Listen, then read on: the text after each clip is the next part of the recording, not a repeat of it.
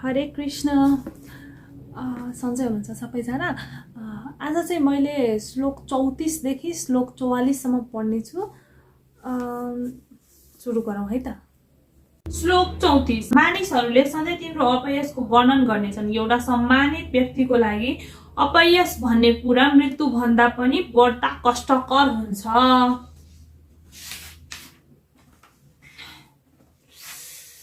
तात्पर्य, अर्जुनका मित्र तथा दार्शनिक गुरु भगवान कृष्णले अर्जुनलाई युद्ध अस्वीकार गर्ने नगर्ने सम्बन्धमा आफ्नो अन्तिम निर्णय दिनुभयो।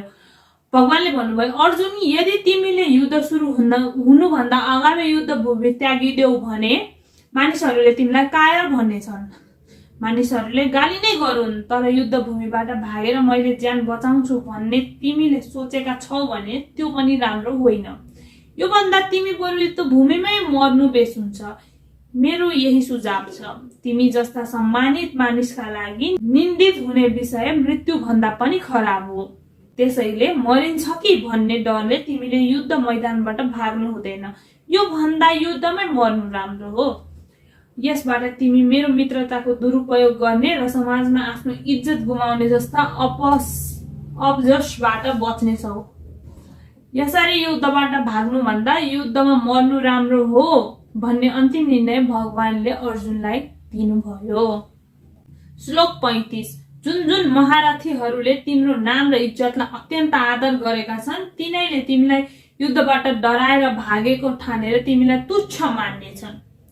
तात्पर्य, भगवान कृष्णले अर्जुनलाई आफ्नै निर्णय सुनाउँदै भन्नुहुन्छ, दुर्योधन, कर्ण तथा अन्य महारथीहरूले तिमीले आफ्नो भाइहरू र पितामहमाथि दया गरेर युद्ध छोडेका हौ भन्ने कुरा सोच्ने छैनन्। तिनीहरूले तिमीले आफ्नै ज्यान जाने डरले गर्दा युद्ध मैदान छोडेका हौ भन्ने मात्र सोच्नेछन्।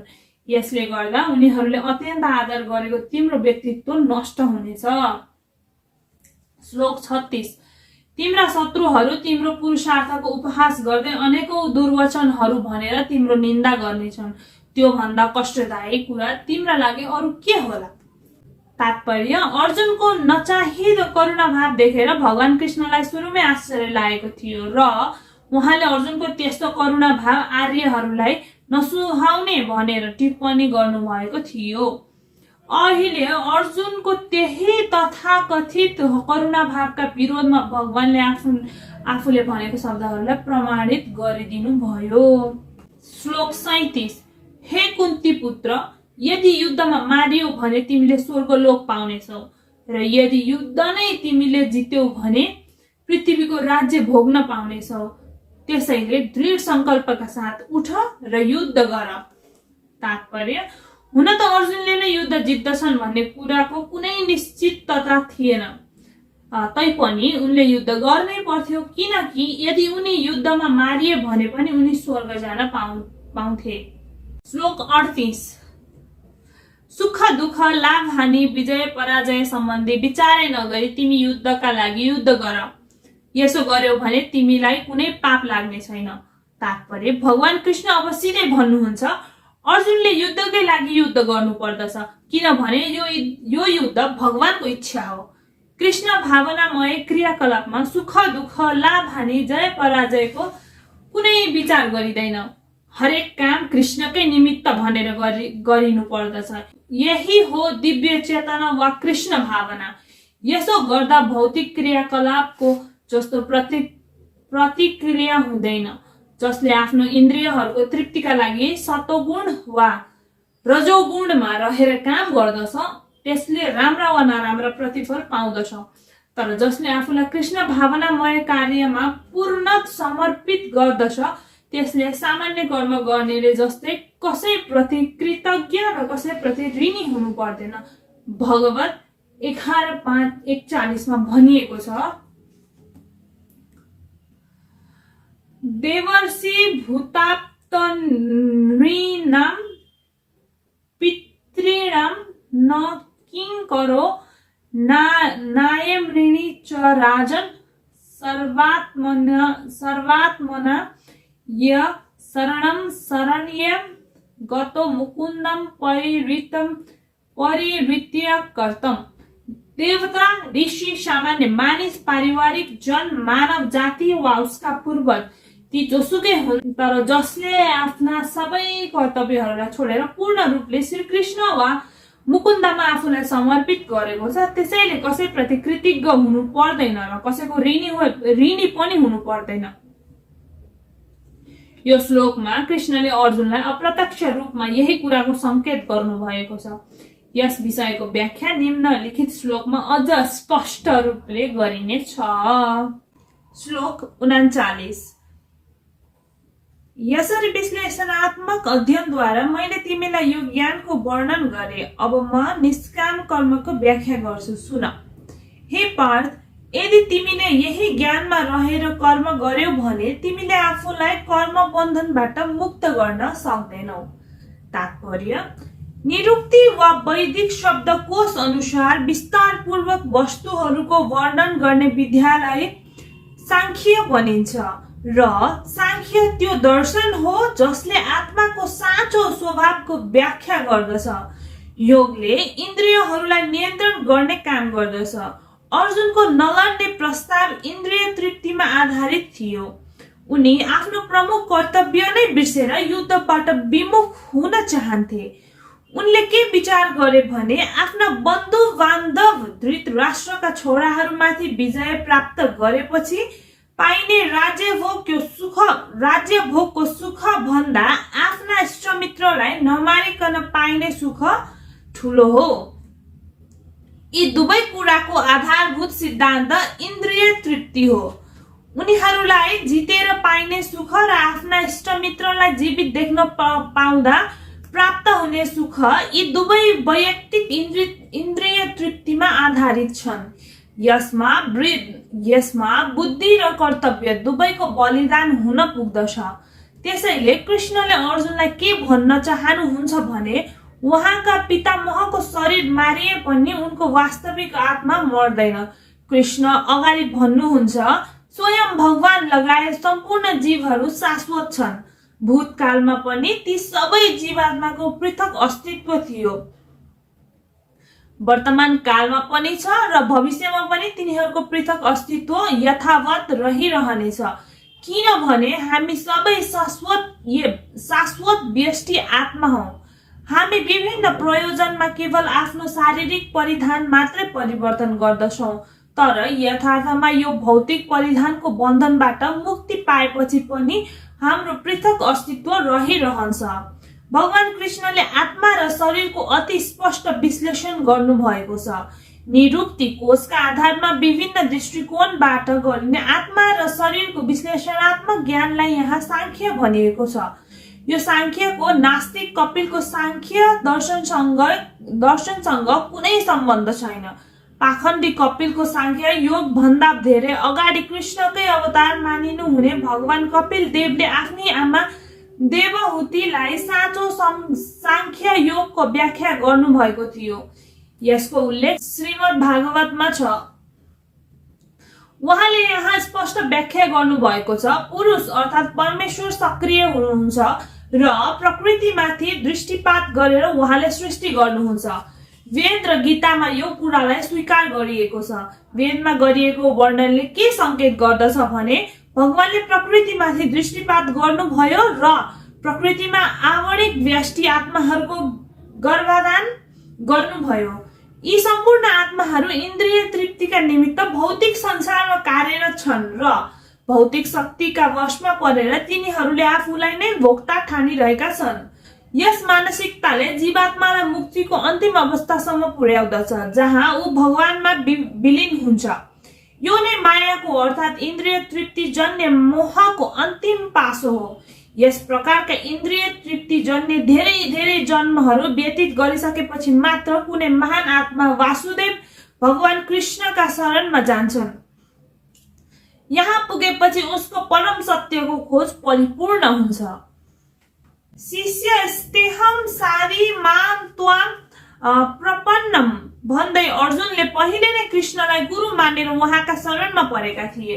फलस्वरूप कृष्णले अब उनलाई बुद्धि योग वा कर्मयोगको कार्य प्रणालीका बारेमा वा शब्दान्तरमा भन्ने हो भने भगवानका इन्द्रिय तृप्तिका लागि मात्र सम्पन्न गरिने भक्ति योगको विधिका बारेमा भन्नुहुन्छ। यो बुद्धि योगको स्पष्ट व्याख्या गीताको 10 अध्यायको 10औं श्लोकमा गरिएको छ, जस अनुसार बुद्धि योग भनेको हरेक प्राणीका हृदयमा परमात्मा रूपले निवास गर्ने भगवानसँग प्रत्यक्ष रूपले समागम हुनु हो। तर यस्तो एकात्मक समागम भक्ति योग बिना सम्भव छैन। अन्ततः जो व्यक्ति भगवानको दिव्य प्रेममा भक्तिमा अवस्थित छ, वा अर्को शब्दमा जो व्यक्ति कृष्ण भावनामा संलग्न छ, त्यसले मात्र भगवानको विशेष कृपाले बुद्धि योगको स्तर प्राप्त गर्दछ। त्यसैले भगवान भन्नुहुन्छ, जो दिव्य प्रेमपूर्वक भगवत भक्तिमा लागिरहन्छ त्यसैलाई नै भगवानले भक्तिको शुद्ध ज्ञान प्रदान गर्नुहुन्छ।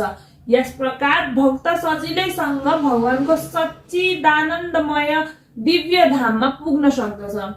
यस प्रकारको यो श्लोकमा उल्लेख गरिएको बुद्धि योग भगवानको भक्ति नै हो र यहाँ उल्लेख भएको सांख्य शब्दको नास्तिक कपिलद्वारा प्रतिपादन गरिएको अनिश्वरवादी सांख्य योगसँग कुनै सम्बन्ध छैन। अन्ततः यहाँ उल्लेख भएको सांख्य योगसँग अनिश्वरवादी सांख्यको कुनै सम्बन्ध होला भन्ने भ्रम कसैमा हुँदैन। त्यस समय यस्तो नास्तिक सांख्य दर्शनको कुनै प्रभाव पनि थिएन र भगवान कृष्णले पनि त्यस्तो ईश्वरविहीन दार्शनिक चिन्तनको उल्लेख गर्नु भएन। वास्तविक सांख्य दर्शनको वर्णन भगवान कपिलले श्रीमद् भागवतमा गर्नु भएको छ। वर्तमान प्रसङ्गमा उपरोक्त सांख्यको कुनै सम्बन्ध छैन। यहाँ सांख्यको अर्थ हो शरीर र आत्माको विश्लेषणात्मक वर्णन। भगवान कृष्णले अर्जुनलाई बुद्धि योग वा भक्ति योगको बाटोमा ल्याउनका लागि यहाँ आत्माको विश्लेषणात्मक वर्णन गर्नु भएको छ। अन्ततः भगवान कृष्णको सांख्य र भागवतमा बताइएको भगवान कपिलको सांख्य एउटै र एकै हुन्। ती सबै भक्ति योग नै हुन्। त्यसैले भगवान कृष्ण भन्नुहुन्छ, अल्पज्ञानी वर्गका मानिसहरूले मात्र सांख्य योग र भक्ति योगमा भेद गर्दछन्। सांख्य योगौ पृथक बाला प्रवदन्ति न पण्डिता। अवश्य नै भक्ति योगसँग नास्तिक सांख्य योगको कुनै सम्बन्ध छैन। तैपनि अल्पज्ञानी व्यक्तिहरू भगवत गीतामा उही अनिश्वरवादी सांख्यको चर्चा भएको हो भन्ने दाबी गर्दछन्। तर के बुझ्नु पर्दछ भने बुद्धि योग भनेको भक्तिमय ज्ञान र आनन्दमा डुबेर कृष्ण भावनामा संलग्न रहनु हो। उसले भगवानको सन्तुष्टिका लागि मात्र कर्म गर्दछ। त्यो काम जतिसुकै कठिन किन नहोस्, त्यसले भक्ति योगकै सिद्धान्त अनुसार कार्य गरिरहेको हुन्छ र स्वयंमा दिव्य आनन्दको अनुभव गरिरहेको हुन्छ। यस किसिमको अलौकिक व्यस्तताद्वारा मानिसले स्वतः नै सम्पूर्ण दिव्य ज्ञान प्राप्त गर्दछ र ज्ञान आर्जनका लागि अतिरिक्त परिश्रम नगरिकनै उसले मुक्तिको पूर्णता प्राप्त गर्दछ।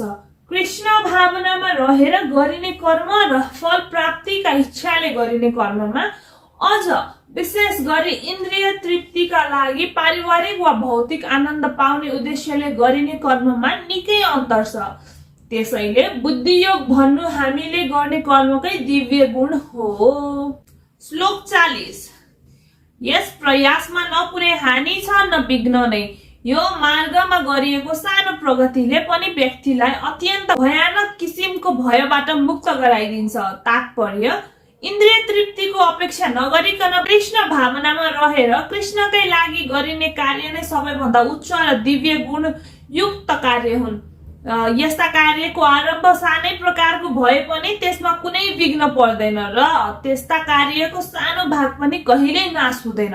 भौतिक योजना अनुसार सुरु भएका कुनै काम पूर्ण गरिनु पर्दछ, अन्यथा सम्पूर्ण प्रयास विफल हुन पुग्दछ।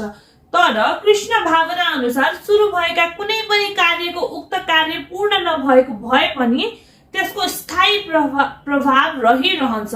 अन्ततः यस प्रकार कृष्ण भावनामय कार्य गर्नेहरूलाई उक्त कार्य अधुरै रहे पनि कुनै किसिमको हानि हुँदैन। कृष्ण भावनामा रहेर गरिएको 1% कामको पनि स्थायी प्रतिफल हुन्छ र आगामी कार्य 2%बाट सुरु हुन्छ। जबकि भौतिक कार्यमा 100% सफलता नपाएसम्म कुनै लाभ हुँदैन। अजामिलले कृष्ण भावनाको केही प्रतिशत कार्य मात्रै पूर्ण गरेको थियो, तर भगवानका कृपाले उसले त्यस कार्यको 100% प्रतिफल भोग्न पायो। यस सम्बन्धमा श्रीमद् भागवतमा एउटा सुन्दर श्लोक छ।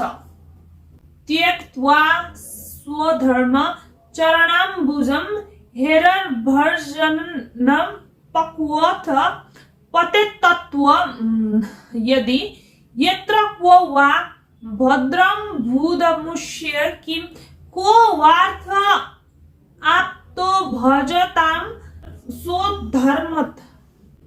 यदि कसैले आफ्नो व्यावसायिक कर्तव्य नै छोडेर कृष्ण भावनामा काम गर्न थाल्दछ र काम पूरा गर्न नसकेर तल झर्दछ भने पनि त्यसमा उसको हानि नै के हुन्छ र?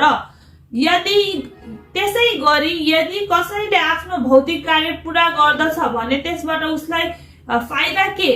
अथवा ईसाईहरूले भने जस्तै यदि कसैले आफ्नो शाश्वत आत्मालाई गुमाएर सम्पूर्ण संसार नै पायो भने यसबाट उसलाई के फाइदा होला? भौतिक कर्म र तिनको प्रतिफल शरीरको समाप्तिसँगै समाप्त हुन्छ, तर कृष्ण भावनामा गरिएको कर्मले यो शरीरको विनाश भए पनि मानिसलाई कृष्ण भावना मृतसम्म पुर्याइ छोड्दछ। केही नभए पनि उसले आगामी जन्ममा या त सुसंस्कृत ब्राह्मण परिवारमा या धनाढ्य कुलमा सुन्दर मानव शरीरमा जन्म अवश्य पाउँदछ। यसबाट उसलाई भविष्यमा माथि उठ्ने अवसर प्राप्त हुन सक्दछ। कृष्ण भावनामा रहेर गरिने कर्मका अनुपम गुणहरू यस्तै हुन्छन्। श्लोक 41। जो व्यक्ति यो मार्गमा लागेका छन्, जो आफ्नो लक्ष्यमा दृढ छन्, तिनको उद्देश्य एउटै हुन्छ। हे कुरुनन्दन, तर जो दृढ प्रतिज्ञ छैनन् तिनीहरूको बुद्धि भने अनेक शाखाहरूमा विभाजित हुन्छ। तात्पर्य, कृष्ण भावनाद्वारा नै मनुष्य जीवको सर्वोच्च सिद्धि सम्भव छ भन्ने बलियो विश्वासलाई व्यवसायत्मिका बुद्धि भनिन्छ। चैतन्य चरितामृत मध्यलीला 22-62 मा भनिएको छ, श्रद्धा शब्दे विश्वास कहे सुदृढ निश्चय, कृष्णे भक्ति कैले सर्वकर्म कृत हय। कुनै महान वस्तुमा अटुट विश्वास हुनुलाई नै श्रद्धा भनिन्छ।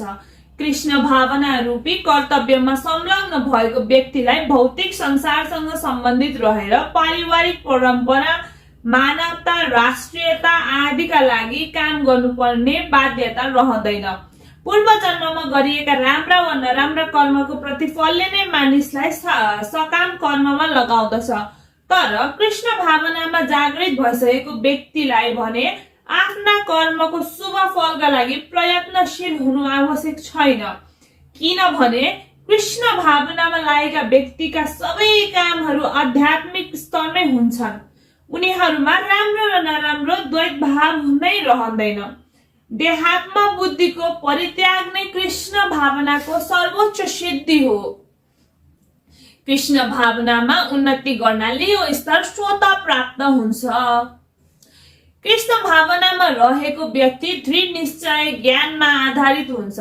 वासुदेव सर्वमिति स महात्मा सुदुर्लभ, अर्थात् कृष्ण भावनामा रहेको व्यक्ति एउटा दुर्लभ महात्मा हो, किनभने उसलाई समस्त सृष्टिको मूल कारण नै वासुदेव श्री कृष्ण हुनुहुन्छ भन्ने कुराको ज्ञान भइसकेको हुन्छ। जसरी रुखको फेदमा पानी हाल्नाले त्यो पानी स्वतः त्यस रुखका हाँगाबिङ्गा र पातहरूसम्म पुग्दछ, त्यसै गरी कृष्ण भावना भावित मनुष्य आफ्नो परिवार, समाज, मानवता अर्थात् प्रत्येक प्राणीको स्वतः हितकारी सेवक बन्न पुग्दछ। यदि कुनै मानिसको कर्मबाट कृष्ण प्रसन्न हुनुभयो भने त्यसबाट प्रत्येक व्यक्ति सन्तुष्ट हुन पुग्नेछ। गुरुका समक्ष उहाँका मार्गनिर्देशनमा रहेर नै भगवानको उत्कृष्ट सेवा गर्न सकिन्छ। गुरु कृष्णका प्रामाणिक प्रतिनिधि हुनुहुन्छ। गुरुले आफ्ना शिष्यको स्वभावलाई बुझ्नु भएको हुन्छ र उसलाई कृष्ण भावनामय कार्यमा लगाउन सक्नुहुन्छ।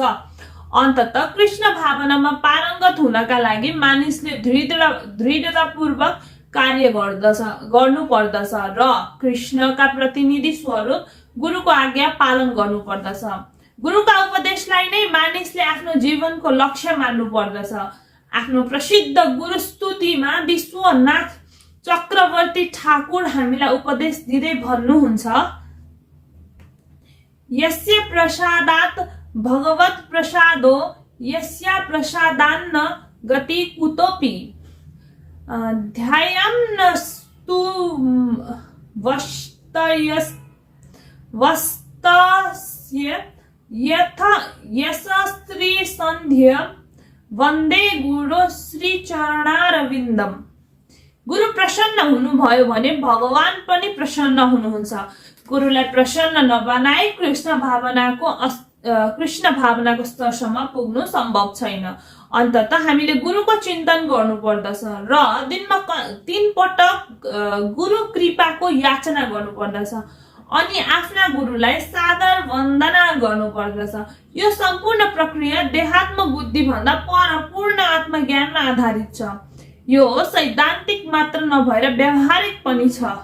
सकाम कर्ममा इन्द्रिय तृप्तिको कुनै सम्भावना छैन, तर जो मानिस मानसिक रूपले दृढ छैन त्यही मानिस विभिन्न किसिमका सकाम कर्महरूतिर आकर्षित हुन्छ। श्लोक 42 र 43। अल्पज्ञानी व्यक्तिहरू वेदका आलङ्कारिक वचनहरूप्रति अति आसक्त हुन्छन्। त्यहाँ स्वर्ग प्राप्ति गराउने र राम्रो जन्म शक्ति र यस्तै अन्य कुराहरू प्राप्त गराउने धेरै किसिमका सकाम कर्महरू बताइएका छन्। इन्द्रिय भोग र सम्पन्न जीवनको चाहना राख्ने व्यक्तिहरू यो भन्दा ठुलो अरू केही छैन भन्ने गर्दछन्।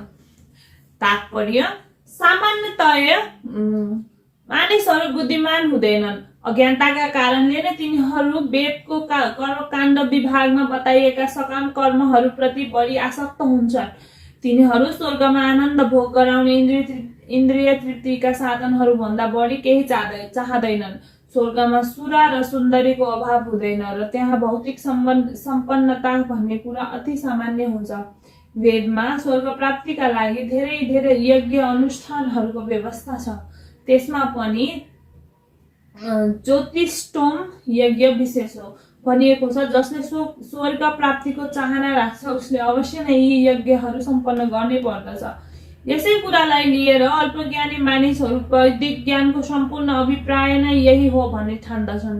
यस्ता अनुभव शून्य व्यक्तिहरूका लागि कृष्ण भक्तिका कार्यमा दृढ रहने कुरा धेरै कठिन हुन्छ। मूर्खहरू वृक्षको फूलहरूप्रति आसक्त हुन्छन्, उनीहरू यसको परिणाम जान्दैनन्। यसै गरी अज्ञानी अभक्तहरू पनि यस किसिमका इन्द्रिय तृप्तिजन्य स्वर्गीय ऐश्वर्यप्रति आसक्त हुन्छन्। वेदको कर्मकाण्ड खण्डमा भनिएको छ, अपाम सोममृत अभूम तथा अक्षयम ह वै चातुर्मास्ययाजिन सुकृतम भवति। अर्थात् जसले चातुर्मास्य तप गर्दछ त्यो व्यक्ति सदा सर्वदा अमर र प्रसन्न हुनका लागि सोम रस पिउन योग्य हुन्छ। यस पृथ्वीमा पनि मानिसहरू इन्द्रिय तृप्ति पाउन र शारीरिक शक्ति प्राप्त गर्न अत्यन्त उत्सुक हुन्छन्। सांसारिक बन्धनबाट मुक्ति पाउने विषयमा विश्वास नभएका यस्ता व्यक्तिहरू वैदिक यज्ञहरूको तडक भडकतिर आकर्षित हुन्छन्। यस्ता व्यक्तिहरू सामान्यतया विषयी हुन्छन् र जीवनको स्वर्गीय सुख भन्दा बढ्ता अरू कुनै कुराको चाहना गर्दैनन्। भनिन्छ स्वर्गमा नन्दन कानन नामक बगैँचा छ। त्यहाँ स्वर्गीय सुन्दरी तरुणीहरू र सोमरसको पर्याप्त उपभोग गर्न पाइन्छ। यस्ता शारीरिक सुखहरू निश्चय नै इन्द्रियिक हुन्छन् र यस किसिमको शारीरिक सुख चाहने व्यक्तिहरू सांसारिक अस्थायी सुखहरूप्रति आसक्त बनेर भौतिक जगतका स्वामी बन्न चाहन्छन्। श्लोक 44। जसको मन इन्द्रिय भोग र सांसारिक वैभव प्रति अत्याधिक आसक्त छ र जसलाई यस्ता वस्तुहरूले मोहित गर्दछन् त्यस्ता व्यक्तिहरू भगवानको अटल भक्तिमा दृढ हुन सक्दैनन्। तात्पर्य समाधिको अर्थ हो स्थिर चित्त। वैदिक शब्दकोश निरुक्ति भन्दछ सम्यक आधीयते अस्मिन्नात्मतत्व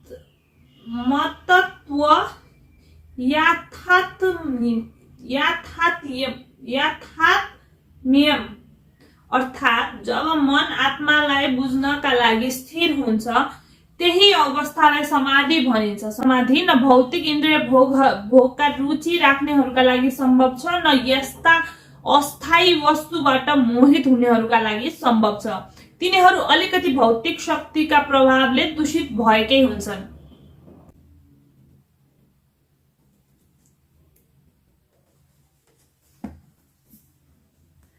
आज चाहिँ मैले श्लोक 44 सम्म पढेर भ्याएँ, बाँकी चाहिँ म भोलि पढ्छु है त। हरे कृष्ण।